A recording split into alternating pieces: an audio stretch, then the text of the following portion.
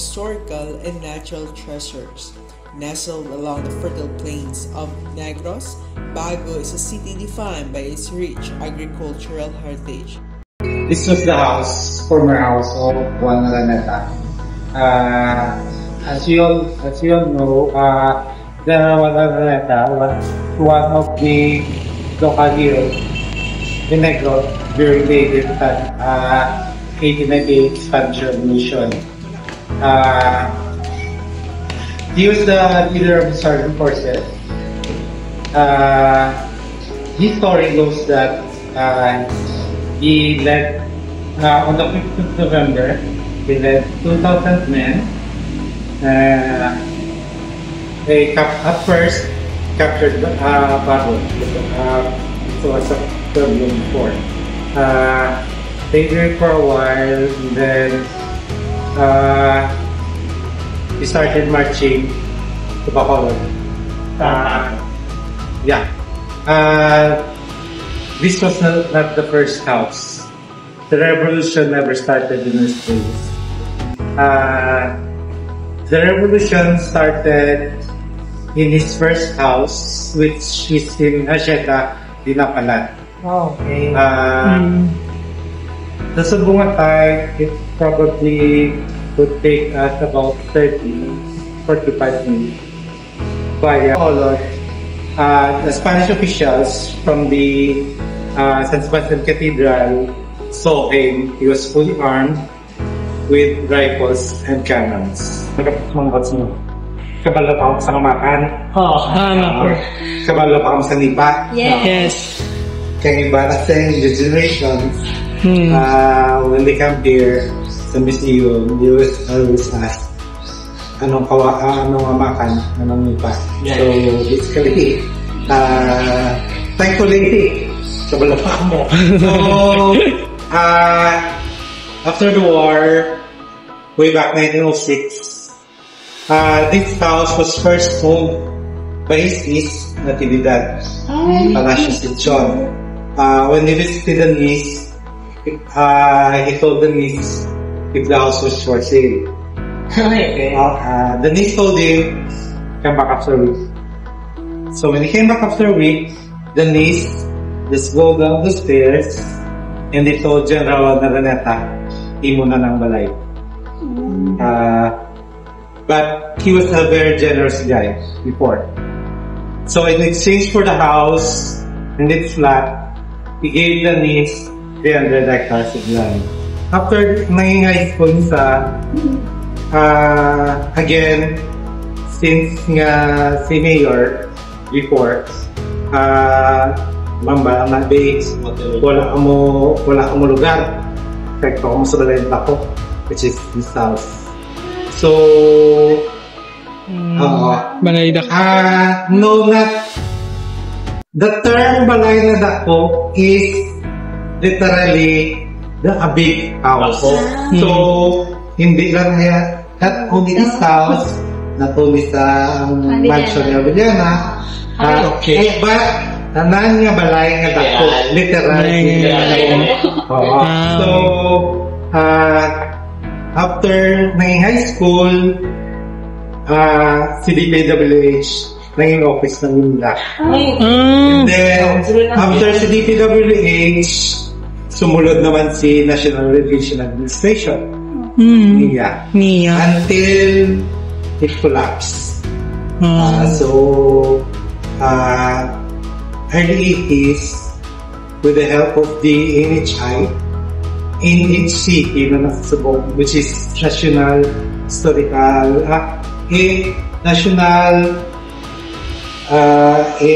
Historical Commission of the Philippines. Before it was National Historical Institute. They funded to restore the house. So, and then way back early 90s naman, it became a museum. So this during their times, the Grand Sala. So the Grand Salas, some old Spanish houses, were not always open to the public. Before you enter sa balay, the Grand Sala itself, you have to wait in a waiting room. There is a sala. Before ka ipasok doon, kaya may masugat kasi mo to receive you. So, this is the Grand Sala.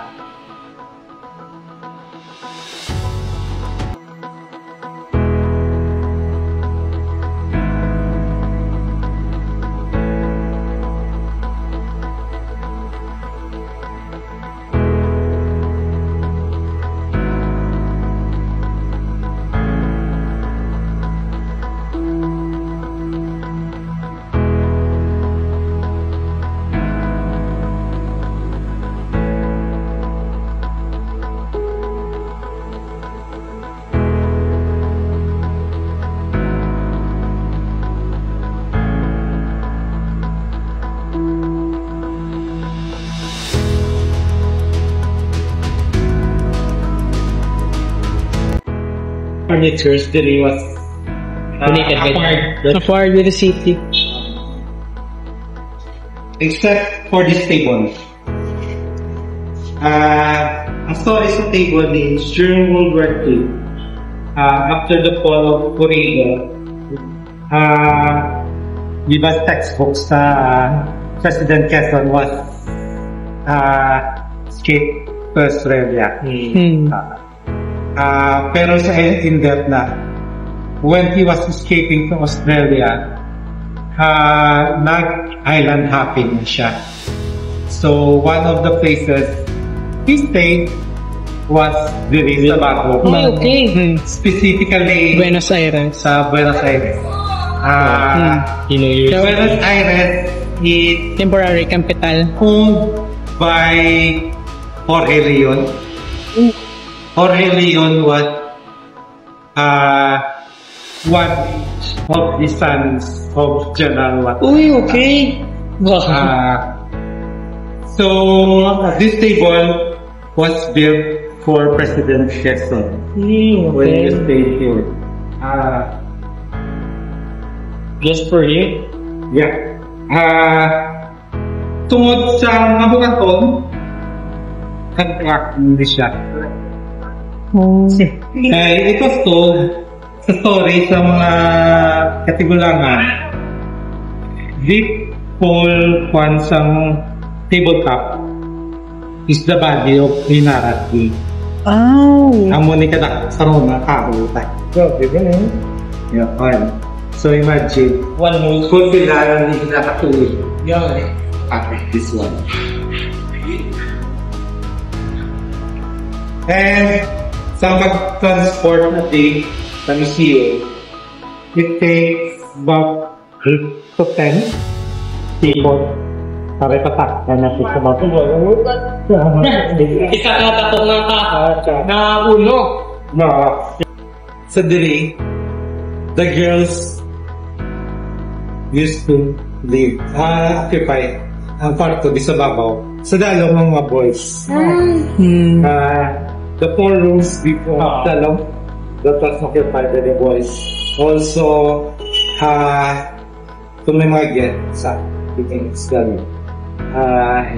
So, this room was occupied by Sylvia Araneta.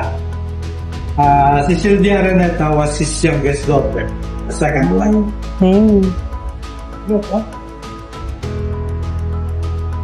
So, when she died, she donated ang iyang mga possessions except for ang archdeacon kay ang balos. The rest was hers.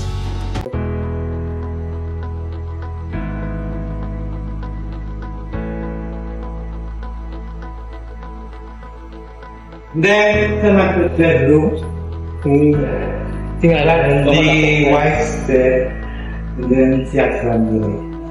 Basically, Yeah. It's separate.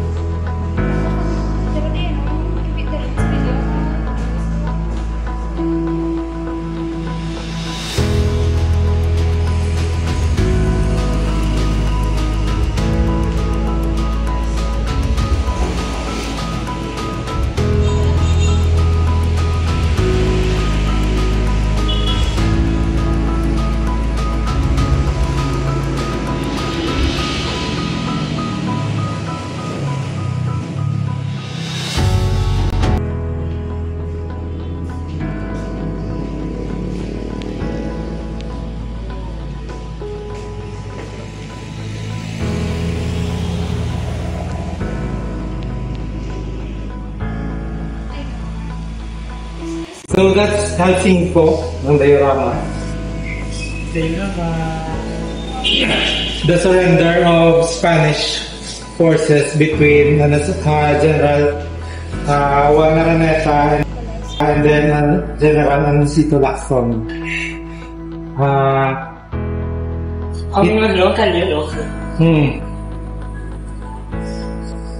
Dito na ito natapos Bacolod sa San Sebastian Cathedral. Wow.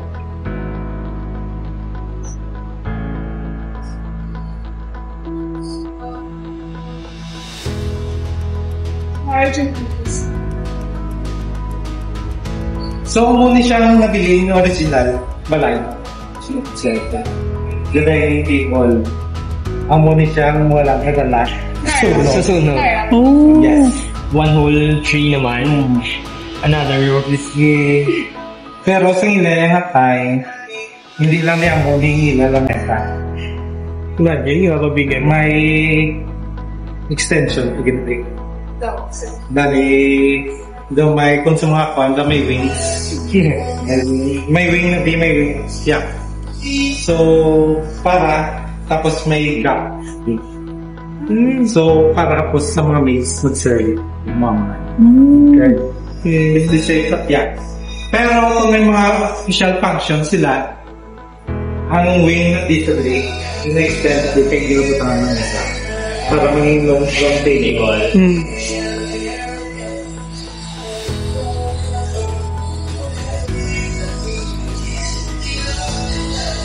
So, place was ihalin na siya ang mga descendants. But the bottles, kaya mga silverware, diyan lang na daw ako may po. Kaya first niya pag-build isang kitchen, mo, batas la garbage pit sa likod. Tita na nga mga pot, diyan na halin. So, technically, halin na sa lalay. Asa diri naman niya, the plates, may mga initials. Hamo lang iyagid yung update. Hindi dyan na Juan Araneta. Ang GA is Juan Araneta.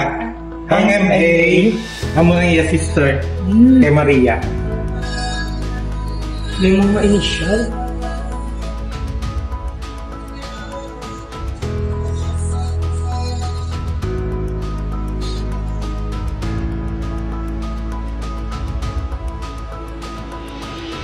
Ako, ang adjacent,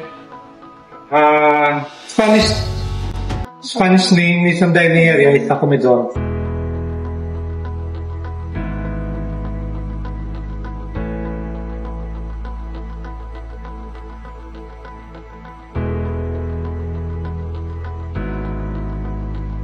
Next is the balcony. Panginis lang ng hindi sila may secret na duwa. Kaya after na din nila kaon, they would rest great sa veranda. Imagine you have a big house before like this.